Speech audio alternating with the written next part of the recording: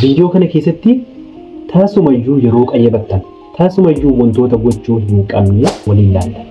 Yeroo tokko wantoonni nu fayyada wanto kun bu'aan nuti qabnu qabxii nuti qabnu walnuuf kaasa jennee yaadne goon tokko yeroo baay'ee qabxii nuti barbaannu bakka nuti barbaannu yeroo nu gannu goosuu jira. Kana jechuun qayyabannaa keenya keessatti tooftaawwan nuti fayyadamaa jirru baay'een isaanii qabxii keenya walnuuf kaasa.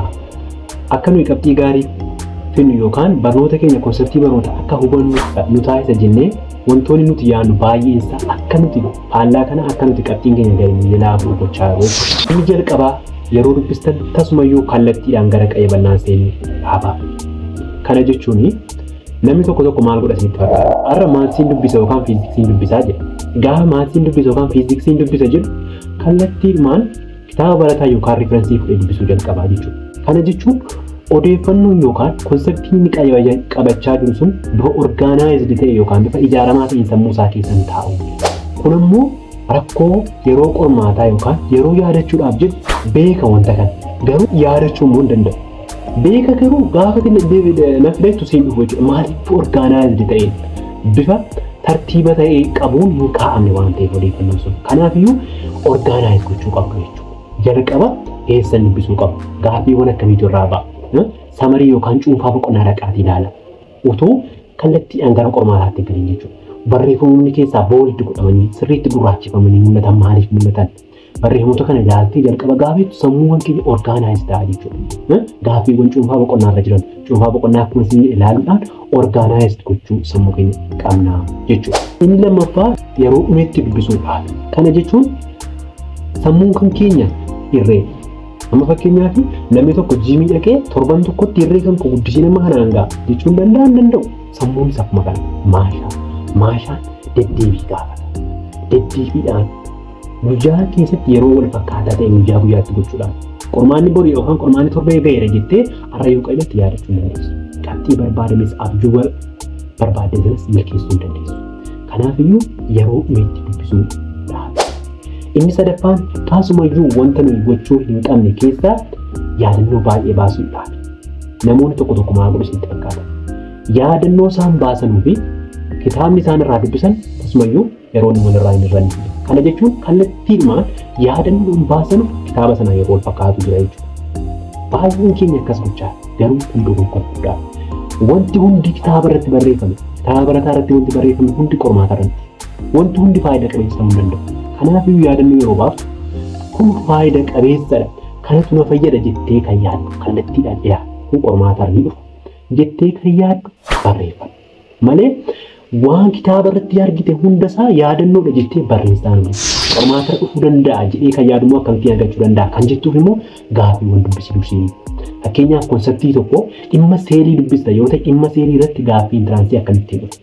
Sana booda dhimma seelii irratti gaaffii intiraansii bifa dhufe sanaan as deebitee noottii baaftu gaafa qayyabattu sanarratti hundoofte noottii baafta jechuudha. Malee akka jiruun kitaaba garagalcha taanaan kun tokkoffaa yeroo kan keessi jedhaa nyaata. Inni lammaffaan sammuun kee orgaanaayiz ta'ee waan qabachuu qabu hin qabatu.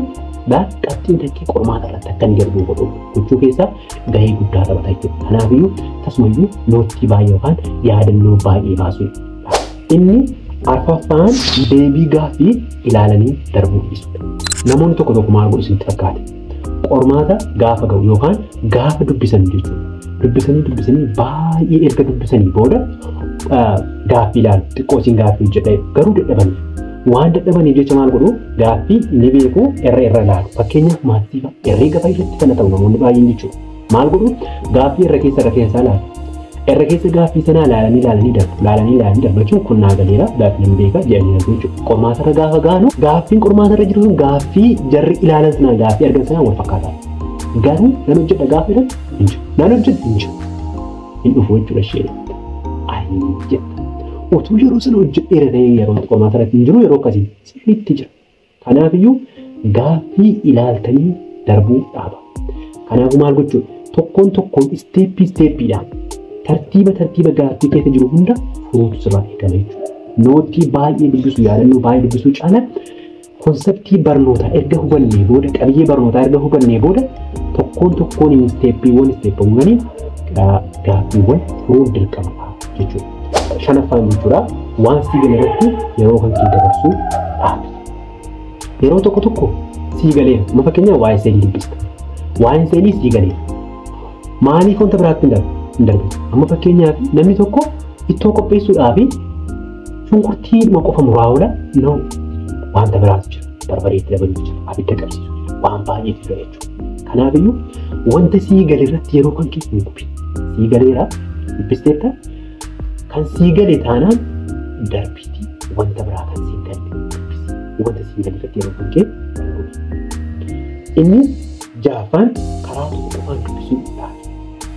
Kana yeroo isiniin jedhu ati waan ati dubbistee sa'aatii 2 guutuu hubachuudhaaf sitti dhufan YouTube yoo seentee jedhu namni tokko kan piroofeesarii tokko namni sirriitti konseptiin sun galeef kan waan sa'aatii 2 fudhatu inni immoo daqiiqaa 2 siiftu jira daqiiqaa 5 kan siiftu jira. Kanaafiyyuu maal YouTube fayyadamtu?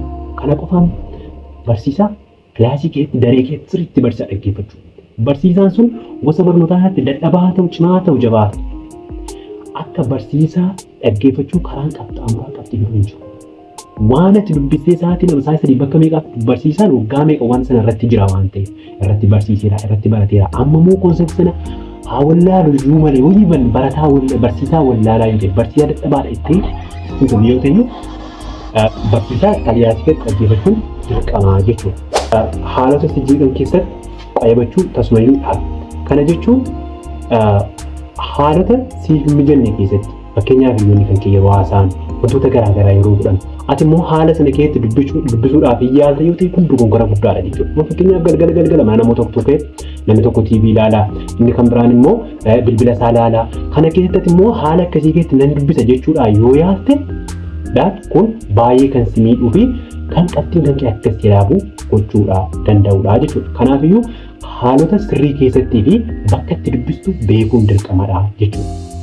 Hiriyoota qoosaa baay'isan tapha baay'isan irraa hiriyoonni kan kee yeroo isaan hiriyoota qoosaa ta'an jireenya si yaaddessu salphaatti namoota dhaquu dandeessaa kun si tuluu danda'a garuu naama hiriyoota qoosaa baay'isan hojii atis namoota qoosaa ta'a jireenya namoota sitti qoosa jechuudha. Kanaafiyyuu namoota qoosaa baay'isan hiriyoota qoosaa baay'isan irraa fagaadhu. Kanaafuu hiriyoota kan kee hiriyoota yoo danda'ame barnoota kan danda'anuu fi kan irratti immoo qoosaa deemanudha baay'ee of dhiphisuu hin beekne of dhiphisuu caalaa barachaa baruu isaanii cimaa ta'anii qoosaa kanneen beekan yoo ta'an baay'ee gaariidha jechuudha. Inni xumuraa ati tasumaa gochuu qabnu yeroo dubbisu boqonnaadhaan alatti dubbisuu ta'a. Kana jechuun yeroo dubbisnu pomodoroo teeknika yaadadha. Pomodoroo teeknika jechuun daqiiqaa 25 dubbisanii daqiiqaa 5 boqonnaa walakkaa isaatii dubbisanii jechuudha. Ammas daqiiqaa 25 kan biraa dubbisanii walakkaa isaatii ammas boqonnaa fudhatu jechuudha. Bifa kanaan kan dubbistan yoo ta'e baay'ee bu'a qabeessa taatu. Kan kanaan achi sammuun kan keessan daqiiqaa 25 wal darbee gaafa baay'ee dubbisaa deemtan toluma jechuudha. Hin yaadattan waan sana. Yeroo kan keenya yeroo dheerataa deemu kanaafuu nu dhufa jechuudha. Kanaafiyyuu yeroo dheeraa yookaan boqonnaadhaan alatti dubbisuu dhaabaan siin jedha. Viidiyoo kana hiriyoota keessaniif qooda amma viidiyoo biraatiin deebinutti nagaatti.